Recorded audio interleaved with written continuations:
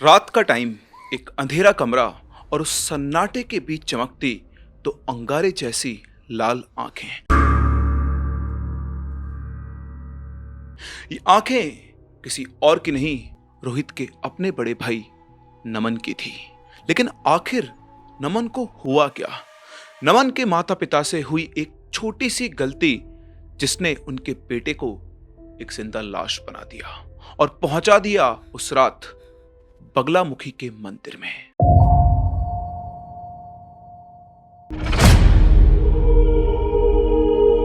Hello everyone, खमागणी and welcome to the world of story. फिर से मैं आप लोगों के सामने एक और रियल सुपर नेचुरल एक्सपीरियंस लेकर हमारी आज की कहानी हमारे साथ शेयर की है अमन ने।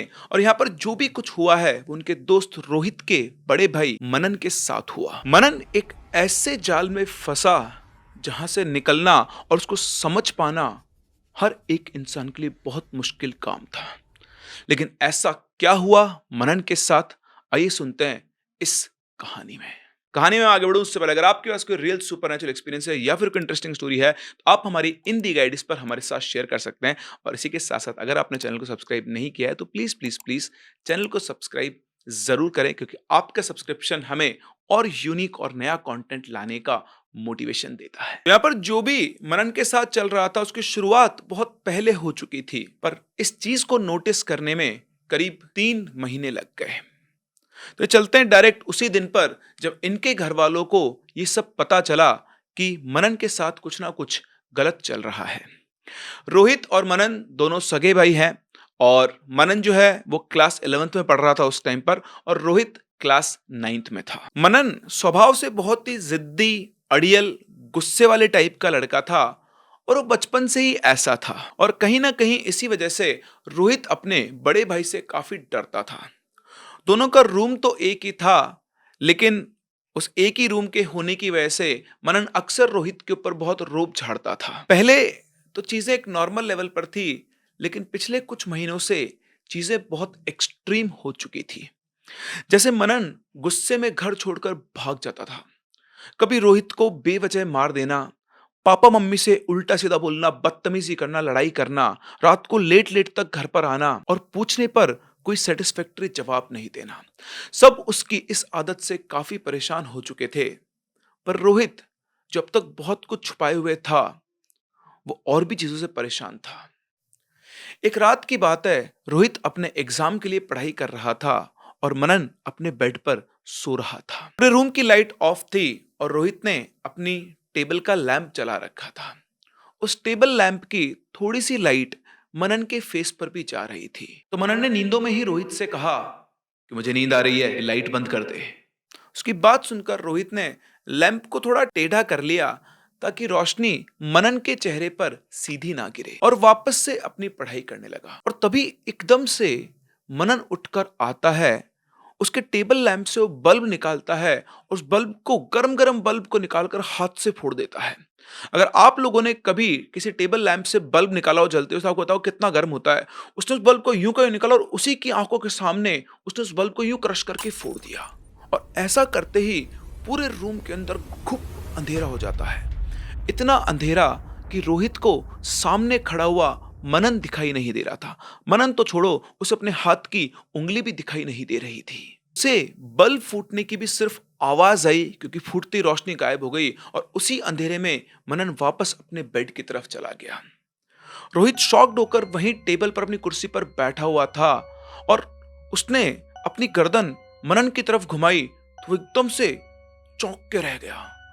उसने देखा कि उस अंधेरे के अंदर, जहां पे उसे अपनी उंगली तक नहीं दिखाई दे रही थी, वहां पर उसे 2 अंगारे की तरह चमकती हुई आंखें दिखाई दे रही थी। और ये आंखें किसी और की नहीं, उसके अपने बड़े भाई मनन की थी। तो शुरू में तो उन आंखों को देखकर वो कंफ्यूज हो गया, लेकिन जब उसे समझ आया कि वो और कोई नहीं, मनन की आंखें हैं, उसकी बॉडी में एकदम से कपकपी सी उठ गई। उसने तुरंत अपने फोन में फ्लैश लाइट ऑन करके उस तरफ देखा तो उसने देखा कि मनन तो चद्दर ओढ़कर लेट चुका था। अब रोहित वहीं अपनी चेयर पर बैठा बैठा ये सोचता रहा कि उसने जो देखा वो सच था या सिर्फ वो उसका वहम है। यही सोचते सोचते वो चुपचाप उठकर अपने बेड पर चला गया और रात भर उसके दिमाग में यही चीज चलती रही। इवन उसको सपने में भी वही आंखें दिखाई दे रही थी। नेक्स्ट मॉर्निंग उसका क्लास एग्जाम था, टेस्ट था, तो वो सुबह जल्दी उठ जाता है और उठते से ही उसके दिमाग में फिर से वो रात वाली बात याद आती है। वो उठते ही एक बार फिर से मनन की तरफ देखता है। मनन बिल्कुल अपनी चद्दर तान कर सो रहा था। रोहित को लगा कि शायद वो उसका वहम होगा और उसके बाद उठकर वो अपना फ्रेश होने के लिए चला जाता है। अब फ्रेश होकर रोहित जब नहा रहा था तो उसे डोर पर नॉक की आवाज आती है। उसे लगा मनन होगा, तो बोलता है कि रुक जाओ भैया, मैं 10 मिनट में बाहर निकल रहा हूं। लेकिन उसके इतना बोलते ही नॉक और तेज हो जाती है। वो वापस से बोलता है और इस बार और बोलते ही नॉक और ज्यादा तेज होने लगती है। इतनी तेज कि जो बाथरूम था उसका ऊपर दरवाजा जोर जोर से हिलने लग जाता है। अब ये सब देखकर रोहित को भी गुस्सा आ जाता है। वो गुस्से में शावर बंद करके आता है, दरवाजा खोलता है तो देखता है कि दरवाजे के ऊपर कोई नहीं था। अपनी मुंडी निकालकर वो बाहर देखता है मनन के बेड की तरफ, तो देखता है कि वो तो वहीं अपने बेड पर सोया पड़ा था। या मैं आपको एक और चीज बता दूं, इनके बाथरूम से जो मनन का बेड था वो काफी डिस्टेंस पर था और अगर कोई भाग के जाता भी तो इतना जल्दी भागकर वो चद्दर ओढ़कर नहीं सो सकता है। जबकि मनन वहां पर बहुत ही कंफर्टेबली चैन की नींद सो रहा था, उसी बेड पर लेटा हुआ। उस टाइम रोहित ने अपने पूरे शरीर पर सोप वगैरह लगा रखा था, तो वो वहां बाहर तो नहीं जाता है, वापस से गेट लगाकर वो अपना नहाने लगता है। लेकिन उसके दिमाग में कंटिन्यूअसली यही बात चल रही थी कि अगर मनन वहां सो रहा है तो गेट को इतनी तेज तेज कौन नॉक कर रहा था। नहाकर वो बाहर आता है तो वो देखता है कि मनन उठकर बेड पर बैठा हुआ है और अभी भी वो नींदों में ही है। बाहर आकर वो उससे पूछता है कि भाई आपने डोर नॉक किया था? तो मनन एकदम नींद में था, उसने उसको कोई रिस्पॉन्स ही नहीं दिया।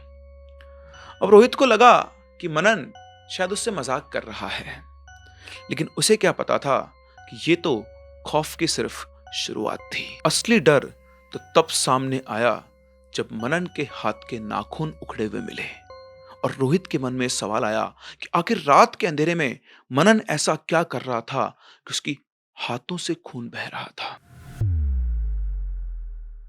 खैर, मनन से पूछने के बाद रोहित को स्कूल जाना था, तो वो जाकर रेडी होकर ब्रेकफास्ट के लिए बैठ जाता है और तब तक मनन भी वहीं पर आ जाता है।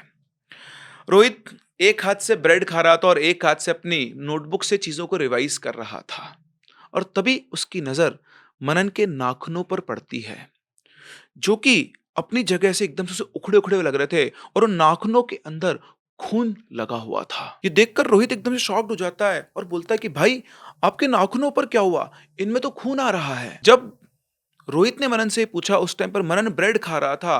वो ब्रेड खाना रोक देता है और वो अपनी फिंगर्स को छुपाने की कोशिश करता है और तब तक इनकी मम्मी भी वहीं पर आ जाती है और वो मनन का हाथ देखने लगती है। तो वाकई मनन के नेल्स जो थे वो टूटे हुए थे, उनके अंदर की स्किन दिख रही थी और उनके अंदर से खून आ रहा था। मतलब खून होता ना, निकल के खून जम जाता है, ऐसे खून जमा हुआ था। मतलब उनको देखने में ही काफी पेनफुल लग रहा था। उसकी हालत देखकर सभी लोग वहां पर इकट्ठा हो जाते हैं और वो सब लोग मनन से कई सारे सवाल करने लगते हैं और उन सब के सवालों से मनन इरिटेट हो जाता है और टेबल पर जो दूध का ग्लास रखा हुआ था उसे सीधा वो रोहित के ऊपर फेंकता है और रोहित के ऊपर फेंकते हुए बोलता है कि अपने काम से काम रखा कर। उसके ये करते ही रोहित को भी गुस्सा आता है, वो भी चिल्लाकर उसकी तरफ दौड़ता है क्योंकि उसके दूध फेंकने से कपड़ों के साथ साथ उसकी जो कॉपी थी वो भी खराब हो गई थी और आज उसका क्लास टेस्ट था। और दोनों भाई भिड़ जाते हैं और मतलब दोनों में हाथापाई होना शुरू हो जाती है और इतना होते ही मनन इतना ज्यादा अग्रेसिव हो जाता है कि वो रोहित को जोर से धक्का देता है। उस धक्के की वजह से रोहित पीछे आकर गिरता है और टेबल के कॉर्नर से उसका सिर फूट जाता है और उसके सिर से यहाँ कट लगकर ब्लड आना शुरू हो जाता है। ये होते ही रोहित के मम्मी पापा उसको संभालते हैं और इतनी देर में मनन गुस्से में अपना बैग उठाकर घर से बाहर चला जाता है। शुक्र था कि रोहित को ज्यादा चोट नहीं आई थी, उसके सिर पे बैंडेज वगैरह लगाई जाती है और फिर वो भी अपने स्कूल के लिए निकल जाता है। स्कूल में एग्जाम चल रहा था और एग्जाम का लास्ट हाफ आवर बचा था, तभी एकदम से स्कूल के अंदर टीचर्स के और कुछ बच्चों के चिल्लाने की आवाज आती है। अब ये जो एग्जाम चल रहा था बेसिकली इनका हाफ ईयरली एग्जाम था। तो इनके स्कूल में बेसिकली हर स्कूल में ऐसा ही होता है कि रोल नंबर वाइज अलग अलग रूम्स के अंदर बच्चों को बिठाते हैं। तो रोहित जो था उसकी क्लास टॉप फ्लोर पर थी और मनन की क्लास जो थी वो फर्स्ट फ्लोर पर थी। स्कूल में टोटल 3 फ्लोर्स थे। तो अब सब बच्चे जब एग्जाम दे रहे थे तो एकदम से जो क्लास में टीचर्स होते हैं, इन्विजिलेटर होते हैं, वो सब भाग के बाहर गए और उनके सबकी आवाजें आ रही थी कुछ ना कुछ बोलने की। और उसके कुछ मिनट के बाद एक टीचर रोहित को बाहर बुलाते हैं और उसे नीचे लेकर जाते हैं। वहां पहुंचकर रोहित देखता है कि मनन ने एक बच्चे को पूरी तरह से पीटा था और उस बच्चे के सिर से खून आ रहा था। अब उसको देखकर रोहित घबरा गया और उसकी हिम्मत तो नहीं थी कि वो अपने भाई से कुछ भी बोले, लेकिन उसने देखा कि कुछ और टीचर्स थे जिन्होंने मनन को पकड़ा हुआ था। मनन हेल्थ में भी एक हट्टा कट्टा लड़का था और एक तो लोगों के तो वो बस में भी नहीं आता था। लेकिन किसी तरह से सब लोग उसे पकड़ते हैं और इस टाइम पर एक टीचर ने गुस्से से जब मनन को मारा तो उसने उस टीचर को भी धक्का दे दिया। उसके बाद मनन के फादर को स्कूल में बुलाया जाता है और उसे 1 महीने के लिए सस्पेंड कर दिया जाता है और एग्जाम भी देने नहीं दिया जाता। अब यहां तक मनन के पेरेंट्स को ये लग रहा था कि ये उसका नेचर है, क्योंकि वो बचपन से ही अग्रेसिव बहुत था और उन्हें लग रहा था कि वो जैसे जैसे बड़ा हो रहा है उसका अग्रेशन और भी ज्यादा बढ़ रहा है। लेकिन रोहित के अंदर ना एक अजीब सा डर था। उसने बताया कि जब मनन ऐसे गुस्से में रहता था तो उसका चेहरा बहुत ही अजीब लगता था। उसकी आंखों में आंखें से लाल हो जाती थी, हद से ज्यादा खून उतर आता था। और दूसरी सबसे अलग बात जो थी, उस टाइम पर उसका मुंह खुला रहता था और उसमें से लार गिरती रहती थी। रोहित के हिसाब से मनन अब सिर्फ एक गुस्सैल लड़का नहीं रहा था, उसके अंदर की ताकत इंसानी नहीं लगती थी। रोहित ने नोटिस किया कि जब भी मनन के साथ ऐसा होता था वो बहुत डरावना लगता था। उसकी आंखों का रंग, उसके मुंह से गिरती वो लार, उसे समझ में नहीं आ रहा था कि आखिर क्यों घर वाले इसे सिर्फ बढ़ती उम्र का गुस्सा समझ रहे थे। लेकिन वाकई में असली सच्चाई तो कहीं और छिपी थी, उस खिड़की के बाहर जहां मनन घंटों खड़ा रहता था। मनन को घर लाने के बाद उसके फादर ये डिसाइड करते हैं कि वो मनन को किसी स्ट्रिक्ट बोर्डिंग स्कूल में डाल देंगे, क्योंकि ऐसे इनडिसिप्लिन बच्चों का इलाज वहीं पर होता है। उन्हें समझ में आ चुका था कि मनन अब उसके कंट्रोल से बाहर है। घर में सारा डिस्कशन चल रहा था। उधर दूसरी तरफ मनन की मदर उसे समझा रही थी कि वो लड़ाई झगड़ा क्यों करता है, देख अब तेरे पापा तुझे बोर्डिंग स्कूल में भेजने की कह रहे हैं। रोहित दूर खड़ा होकर ये सब कुछ देख रहा था। ये सारी बातें होते होते करीबन 1 हफ्ता गुजर गया था और रोहित सिर्फ और सिर्फ मनन पे नजर रखता था। वो देखता था कि मनन उनके रूम की खिड़की के पास बैठकर अजीब तरह से हिलता रहता था, झूमता रहता था और हर वक्त बिल्कुल टकटकी लगाए उस विंडो से बाहर दूर की तरफ देखता रहता था कि जाने उसे क्या दिखाई दे रहा हो। और जब तक वो घूरता था वो पलके नहीं झपकाता था। रोहित ने एक और चीज ऑब्जर्व की थी कि जब वो खाना खाता था तो खाना वो ऐसे खाता था जैसे वो सदियों से भूखा हो। मनन को देखकर रोहित को इतना डर लगने लग गया था कि वो मनन के साथ उस रूम में नहीं रहता था। उसने जाकर अपने पेरेंट्स से बोला कि उस रूम में रहकर उसकी पढ़ाई नहीं हो पाती, उसे पढ़ना होता है, इसलिए उसे अलग रूम में रहेगा, मतलब वो अब से अलग रूम में रहेगा। ये बात उसके पेरेंट्स भी मान जाते हैं क्योंकि उन्होंने भी मनन का बिहेवियर देख लिया था। इसके कुछ दिनों के बाद एक दिन रोहित स्कूल से घर वापस आता है। घर पे उसके पेरेंट्स नहीं थे। वो आकर एक बार मनन के रूम में झांकता है तो मनन सेम वही विंडो के बाहर देखता हुआ झूम रहा था और उसे देखकर रोहित वापस से अपने रूम में चेंज वगैरह करने के लिए चला जाता है। जो अपने रूम में जाता है और कपड़े बदलता है तभी उसे कुछ फूटने की आवाज आती है। आवाज आते हुए समझ गया था कि आज फिर मनन ने कुछ ना कुछ बखेड़ा किया है और इसलिए वो धीरे धीरे बिल्कुल छुपते हुए जाकर मनन के रूम में झांकता है और वहां जो वो देखता है उसका दिमाग खराब हो जाता है। उसे देखा था कि मनन ने अपने कमरे का जो मिरर था वो अपने हाथ से मारकर तोड़ दिया है। उसके हाथ से खून निकल रहा था और इससे पहले कि वो कुछ बोल पाता या सोच पाता उसने देखा कि मनन अपने हाथ से निकलते हुए खून को बैठकर चाट रहा है। और जिस तरह से वो उस खून को चाट रहा था उसके चेहरे का जो एक्सप्रेशन था उसे साफ साफ दिख रहा था कि उसे ये करने में बहुत स्वाद आ रहा है। ये सीन देखकर रोहित पूरी तरह से घबरा जाता है और वो घर से बाहर जाकर खड़ा हो जाता है। उसमें इतनी हिम्मत नहीं थी कि वो जाके मनन को रोक ले। उसे समझ में नहीं आ रहा था कि वो क्या करे, किसे बताए, उसके पेरेंट्स भी घर पर नहीं थे और सबसे बड़ी बात ये कि ये सब देखने के बाद वो घर में कैसे जाए? रोहित ने जो देखा उसने उसके दिमाग को सुन्न कर दिया था कि कोई इंसान अपने ही खून को इतने स्वाद से कैसे चाट सकता है। लेकिन असली ट्विस्ट तो तब आया जब इनके ताऊजी घर पर आए। थोड़ी देर वहां खड़े होने के बाद रोहित पड़ोस में गया और वहां उनका फोन लेकर उसने अपने पापा को कॉल किया और उनको सारी बात बता दी कि क्या क्या हुआ। उसके पापा ये बात सुनकर बोले कि तू चिंता मत कर, मैं बस 1 घंटे में वहीं पर पहुंच रहा हूं। अब रोहित वहां से जाकर एक पार्क में बैठ गया जो उनके घर के सामने ही था और उस पार्क से रोहित को अपना घर दिखता था। वो वहीं बैठा बैठा अपने घर को देख रहा था और तभी उसे विंडो पर मनन खड़ा हुआ दिखाई देता है जो कंटिन्यूअसली रोहित को ही देख रहा था और उसको देखकर एक क्रीपी सी स्माइल दे रहा था। उसे देखकर रोहित को ये लग रहा था कि ये इसका भाई नहीं, जैसे कोई और है। जब उसके पेरेंट्स वहां पहुंचते हैं तो रोहित उन्हें सारी बात बताता है, लेकिन उनका रिएक्शन बिल्कुल नॉर्मल था, जैसे कि उन्हें ये सब कुछ पता है। एक्चुअली इसके घर वाले भी किसी एक पंडित के पास से ही आ रहे थे और उसके अपने माँ-बाप से बात खत्म हुई थी कि तभी उनके घर के सामने एक और कार आकर रुकती है, जिसमें से रोहित के ताऊजी 2-4 आदमियों के साथ बाहर निकलते हैं। रोहित और उसके पेरेंट्स वहीं बाहर खड़े होते हैं और पलक झपकते ही रोहित के ताऊजी और वो जो 4-5 आदमी उनके साथ आए थे, वो उनके घर के अंदर घुस जाते हैं और उनके अंदर जाने के कुछ देर बाद उनके घर में से बहुत तेज-तेज डरावनी आवाज़ें आना शुरू होती है। वो आवाज़ मनन की होती है। वो आवाज सुनते ही रोहित अपने पेरेंट्स की तरफ देखता है, लेकिन वो लोग भी बिल्कुल डरे सहमे अपने ही घर की तरफ देख रहे थे। रोहित के उस लुक का उसके पेरेंट्स के पास कोई जवाब नहीं था। वो आवाज इतनी भयानक थी कि ना सिर्फ उसके पेरेंट्स, इवन आसपास के जो पड़ोस के लोग थे, उन सबका ध्यान भी उस आवाज की तरफ जाता है।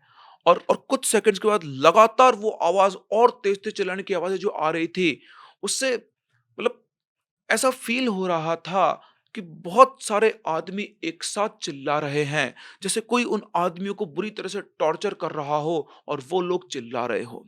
ये आवाजें सुनकर अड़ोस पड़ोस के लोग भी इकट्ठा हो जाते हैं और आकर सीधा रोहित के फादर से पूछते हैं कि क्या हो गया, आपके घर से ऐसी आवाजें क्यों आ रही है। लेकिन रोहित के फादर जवाब में कुछ बताते नहीं, बस एक टक लगाए अपने घर की तरफ देखते रहते हैं।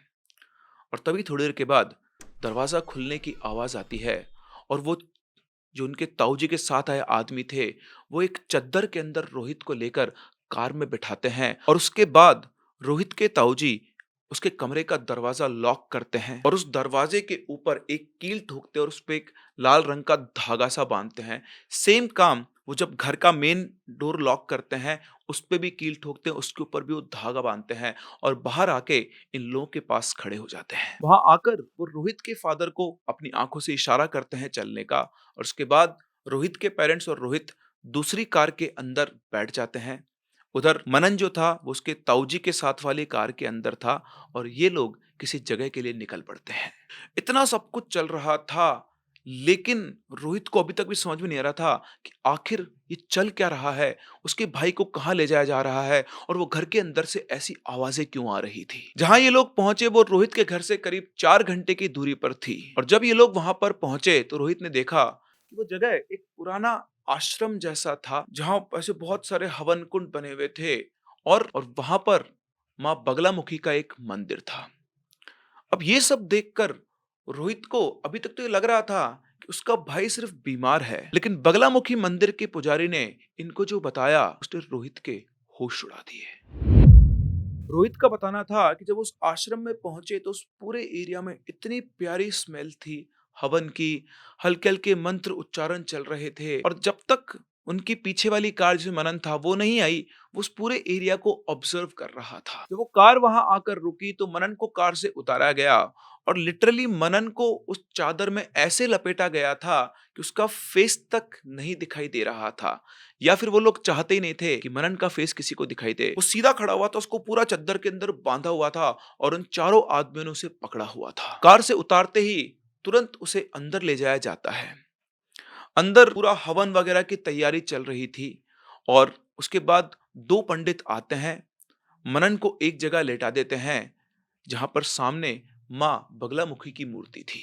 फिर उसके बाद एक पंडित जी आते हैं और वो रोहित के पेरेंट्स से पूछते हैं, क्या तुमने इसकी कोई पूजा वगैरह करवाई थी?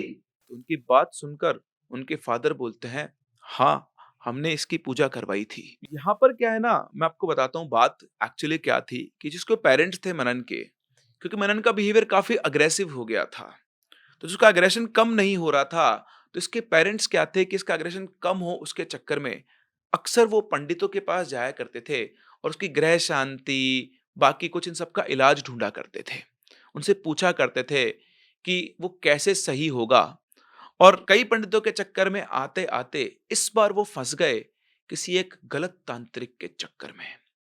जिसने ये कहा कि वो मनन जो है ना उसकी महादशा चल रही है और उसको ठीक करने के लिए आपको एक पूजा करवानी होगी। लेकिन उस इंसान ने इस पूजा के नाम पर उसके ऊपर एक तरह की तंत्र क्रिया की जिसके बारे में इनके पेरेंट्स को भी कुछ पता नहीं था। उस तांत्रिक ने अपने फायदे के लिए मनन को एक पोर्टल की तरह यूज किया जिसमें वो लोगों की आत्मा को बुला सकता था। उन लोगों की आत्मा को जिनकी अननेचुरल डेथ हुई थी, और उन आत्माओं को बुलाकर वो उनकी फैमिली से उनकी बात करवाता था, जिसके वो उनसे अच्छे खासे पैसे लिया करता था। और इस चीज को करने के लिए उसे एक यंग और मजबूत शरीर की तलाश थी, जो उसे मिला मनन के रूप में। हर शनिवार की रात को मनन उस तांत्रिक के पास जाता था, एक ऐसे रिचुअल के लिए जिसके बारे में उसके पेरेंट्स को जरा भी अंदाजा नहीं था। मनन तब तक करीबन 15 एंटिटीज का पोर्टल बन चुका था, जिसमें उसकी खुद की सोल की इच्छा शक्ति इतनी वीक हो गई थी कि लास्ट में एक बहुत ही खतरनाक नेगेटिव एनर्जी ने उसकी बॉडी पर कब्जा कर लिया था, जिसका खामियाजा मनन को और उसकी फैमिली को और इवन उस तांत्रिक को भी भुगतना पड़ा जिसने सब किया था। एक्चुअली उस तांत्रिक की भी एक एक्सीडेंट में मौत हो गई। जब तक वो तांत्रिक जिंदा था तब तक तो हर शनिवार उस रिचुअल के थ्रू उसने मनन की बॉडी को कंट्रोल किया हुआ था, प्रिजर्व किया हुआ था। लेकिन उसके एक्सीडेंट में मौत होने के बाद वो पूजा, वो रिचुअल, वो रुक गया था। और उसके बाद उसका असली रूप बाहर आना शुरू हुआ, जिसको ये लोग पिछले 3 महीने से देख रहे थे। साथ ही साथ उन्होंने ये भी बताया कि उसकी बॉडी के अंदर जो एंटिटी है वो बहुत ही अग्रेसिव है और बहुत ही नेगेटिव है, जो कई सालों से भटक रही थी, और अब उसका मनन की बॉडी पर पूरी तरह से कब्जा हो चुका है। अब आप खुद सोचिए, जब हम यहाँ 3 दिन बीमार पड़ जाते हैं तो हमारी हालत कैसी हो जाती है। मनन इस चीज को पिछले 3 महीने से झेल रहा था। उसे खुद को या उसकी फैमिली को नहीं पता था कि उसके अंदर क्या चल रहा है। सब जानने सुनने के बाद पूजा की तैयारी की जाती है। उस टाइम वहां से रोहित को बाहर भेज दिया जाता है, क्योंकि एज में वो छोटा था। रोहित अपने ताऊजी के साथ उस मंदिर के बाहर खड़ा हुआ था, और अगर उसे कुछ पता चल रहा था तो उसके कानों में आने वाली मनन की चीखने की आवाजें, ऐसी आवाजें जो छोटे से बच्चे की आत्मा को दहला रही थी। मनन के शरीर से उस एंटिटी को निकालने का प्रोसेस करीबन 15 दिन तक चला, जिसमें कंटिन्यूअस हवन पूजा, डेली सुबह अंधेरे में मनन को नदी के पास जाकर नहलाना, और भी बहुत सारी सी चीजें जो शायद रोहित को याद भी नहीं है। रोहित वहां पर सिर्फ 4 दिन ही रुका था। उसके बाद उसके ताऊजी ने एक आदमी के थ्रू उसे उसकी ताईजी के पास भेज दिया था। जब 15 दिन के बाद उसके पेरेंट्स आए तो मनन के साथ पूरी फैमिली बनारस गई। इनकी पूरी फैमिली इंक्लूडिंग इनके दादा दादी जी, ताऊजी ताईजी, उनके बच्चे, सब लोग, और वहां पर ले जाकर मनन के हाथों से 20 पिंडदान करवाए गए, जो उन बाबा जी ने बना कर दिए थे। अब आप सब लोग ये सोच रहे होंगे कि 20 क्यों? क्योंकि पहले तो मैंने आपको बताया था कि 15 ही एंटिटीज थी, पर लास्ट में पता चला कि मनन की बॉडी के अंदर 5 और सोल ट्रैप्ड हो गई थी, जो मनन को परेशान कर रही थी। ये सब होने के बाद मनन को वापस से घर लाया जाता है, और इन दिनों में मनन इतना वीक हो गया था कि वो ठीक से चल भी नहीं पा रहा था। रोहित और उसके पापा उसे उठाकर ले जाया करते थे। उसके आने के बाद घर वालों ने उसकी अच्छे से, मतलब आप बोल सकते हैं कि उसे अच्छे से ध्यान रखा, उसे खिलाया-पिलाया, और करीबन 1 महीने के बाद जाकर मनन वापस से ठीक हो पाया। खैर उसके बाद मनन का जो अग्रेशन था वो ऑलमोस्ट खत्म हो गया था। उसे ठीक से बहुत कुछ तो याद नहीं था, लेकिन हाँ, उसे इतना ही याद था कि वो जो तांत्रिक था, जिसके पास ये गए थे पहली बार में, वो जो कहता था बस वो कर दिया करता था। जब रोहित ने मनन को बताया कि उसने क्या-क्या किया, तो उसे समझ में नहीं आता था और वो अपने छोटे भाई से माफ़ी भी माँगा करता था और अब दोनों भाइयों के अंदर पहले से भी बहुत ज़्यादा प्यार है। अब मनन कभी भी रोहित के ऊपर चिल्लाता नहीं है, बल्कि उसे बहुत प्यार करता है। तो ये थी रोहित के भाई मनन की कहानी और ये बहुत कॉमन चीज़ होती है। कई बार जब हमारे घर में बच्चे गुस्सा करते हैं, किसी चिड़चिड़े होते हैं अपने स्वभाव से, तो हमें ऐसा लगता है कि इनकी इनकी प्रॉब्लम जो है कुछ ग्रहों की वजह से या किसी और चीज़ की वजह से है और इस चक्कर में हम जाने-अनजाने कुछ ऐसे लोगों के पास जो क्लेम करते हैं कि हम इनको ठीक कर देंगे, इनकी ग्रह दशा को ठीक कर देंगे और ये ढूँढते-ढूँढते कभी-कभी हम गलत लोगों के चक्कर में पड़ जाते हैं। जैसे यहाँ पर मनन के पेरेंट्स पड़े और कुछ लोग अपना मतलब निकालने के लिए किसी इंसान के शरीर को यूज करने से चूकते नहीं हैं। इसलिए सतर्क रहें, सावधान रहें और सुनते रहें ऐसी खतरनाक हॉरर स्टोरीज हमारे इस चैनल पर। हम लोग मिलते हैं अपने अगले वीडियो में। तब तक के लिए कीप लविंग, कीप लिसनिंग। जय श्री राम, जय हनुमान।